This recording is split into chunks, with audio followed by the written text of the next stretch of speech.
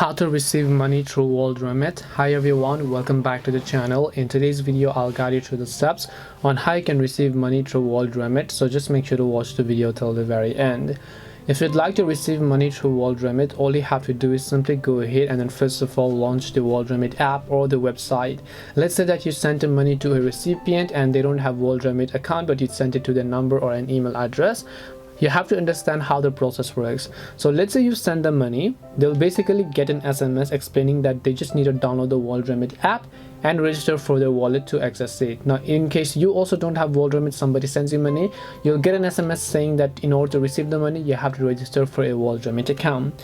Now money is paid to the wallet when they complete their registration, so the person you're trying to send the money to will get paid only after they complete the registration on their WorldRemit account.